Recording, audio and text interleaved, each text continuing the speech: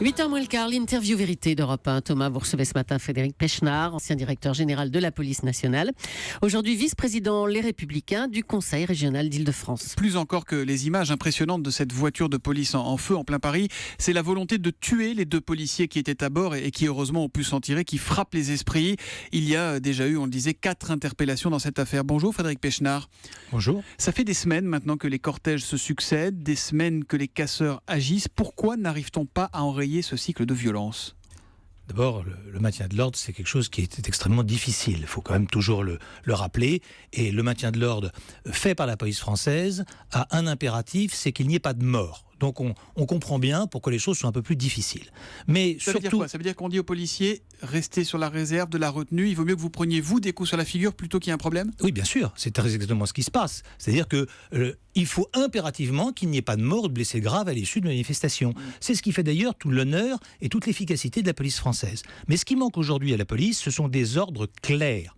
Ça fait 1 mois et demi qu'on a laissé pourrir une situation. Ça fait 1 mois et demi que la place de la Bastille est occupée avec des incidents. La République, pardon, avec des incidents toutes les nuits. Ça fait 1 mois et demi qu'on voit des casseurs, que ce soit à Rennes, que ce soit à Nantes, que ce soit à Paris, qui finalement font les choses dans une relative impunité. Et ça choque les gens et ça nous choque. Et c'est pas parce que la police n'est pas efficace, c'est parce que des ordres clairs n'ont pas été donnés. Donc il donnés faut par qui? Par le anticiper. ministère de l'Intérieur, c'est ça le problème aujourd'hui? Naturellement, le problème, c'est le seul problème, c'est le problème du gouvernement qui n'assume pas ses responsabilités. Aujourd'hui, quand j'entends les membres du gouvernement s'exprimer, j'ai l'impression qu'on est dans le commentaire de ce qui se passe, alors qu'ils doivent être dans l'action.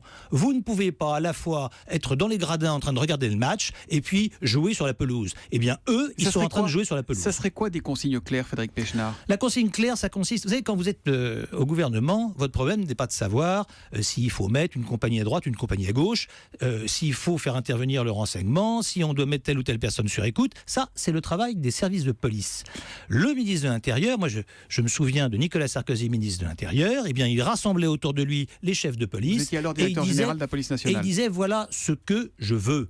Je ne veux plus ça, je ne veux plus ça. Il donnait des ordres, des cadres précis. Et après, derrière, les chefs de la police, recevant des ordres précis et clairs, derrière, pouvaient redescendre ces instructions. Donc il y a un problème aujourd'hui. Il y a un capitaine dans le bateau, il y a un cap qui est tenu, et les policiers ont besoin de ça. Vous savez, c'est très très frappant cette manifestation des policiers d'hier. C'est une manifestation quasi unitaire.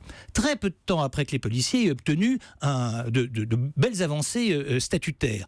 Eh bien, malgré ce qu'on appelle la gamelle, c'est-à-dire que malgré l'amélioration de la vie quotidienne des policiers, qui, entre parenthèses, c'est signé aujourd'hui, mais ça sera payé entre 2017 et 2020. Enfin, c'est une autre question. Malgré ça, ils descendent quand même dans la rue pour exprimer leur inquiétude, leur ras-le-bol, et finalement, pour demander d'être commandés. Voilà, c'est ça le sujet aujourd'hui. Je vous entends, Frédéric Pechnard, ça veut dire que dans votre esprit, il y a un problème qui s'appelle Bernard Cazeneuve? Non, je suis pas... Moi, je hurle pas avec les loups, je demande la démission de personne. Je crois que le problème, c'est pas un problème d'homme, c'est un problème de politique.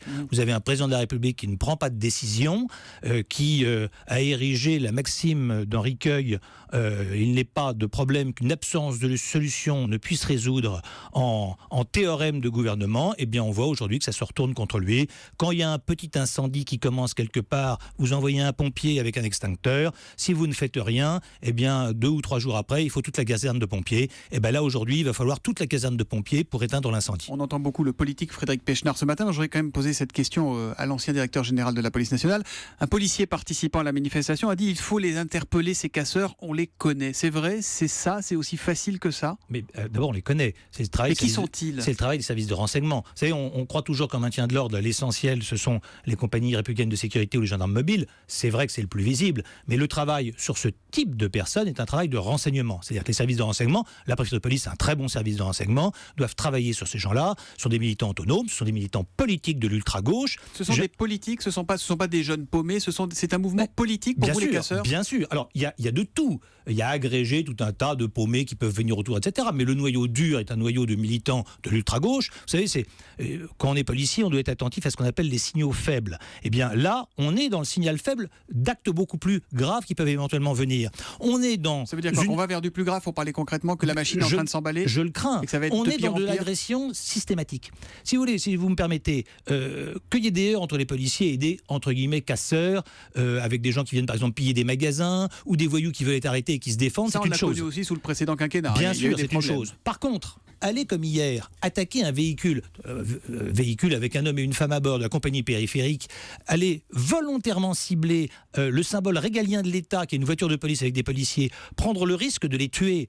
Il faut rendre d'ailleurs hommage à ces policiers qui sont armés, qui auraient pu, entourés par cette espèce de horde de casseurs, sortir leurs armes et tirer. Ouais. Ils ont fait preuve d'un sang-froid merveilleux. Et c'est là où on voit d'ailleurs qu'on a une police tout à fait remarquable. Et quand j'entends certains casseurs et certains militants hurler « tout le monde déteste la police », c'est pas vrai. On a vu hier, lors du dernier sondage, que 82% des Français avaient confiance dans la police. Dans le Parisien. Mais de la même façon, Mais 75% des Français trouvent que le gouvernement n'est pas assez ferme envers les casseurs. Et vous savez, si les gens... Moi, je ressens ça, mais les gens le ressentent aussi. Même s'il y a des raison. interpellations, même s'il y a des comparutions, des jeunes qui ont été déjà traduits et condamnés par la justice. Je pense qu'on n'a pas pris la mesure et que surtout, on a réagi trop tard. Bon, alors on a réagi trop tard, mais Frédéric Pechnard, qu'est-ce qu'il faut faire maintenant? Voilà, il faut interdire les manifs, il faut tout arrêter, il faut se dire on est en état d'urgence, on ne peut pas tout gérer d'un coup. Qu'est-ce qu'il faut faire maintenant? Encore une fois, là c'est à l'ancien directeur général de la police nationale que je parle. D'abord, je voudrais être modeste, je ne vais pas vous expliquer que je ferai mieux que n'importe qui,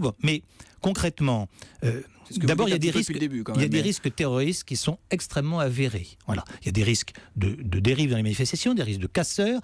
Je pense que ce sont des actes qui sont des actes pré-terroristes qu'on voit là. Et puis par ailleurs, il y a Daesh, dont plus personne ne parle. Enfin, le problème n'est pas de savoir s'il y aura un autre attentat, mais quand il y aura un autre attentat. Donc on sait qu'il y a un risque très important. On arrive sur l'euro. Vous parlez de pré-terrorisme pour les casseurs, là. Oui, vous savez, le terrorisme, c'est l'utilisation politique de la terreur. Quand vous avez des militants politiques qui mettent des rasoirs dans des boules de pétanque ou qui attaquent des policiers et qui les brûlent et qui prennent le risque de tuer les policiers, c'est pas moi qui le dis. Le préfet de police a porté plainte pour tentative d'homicide volontaire.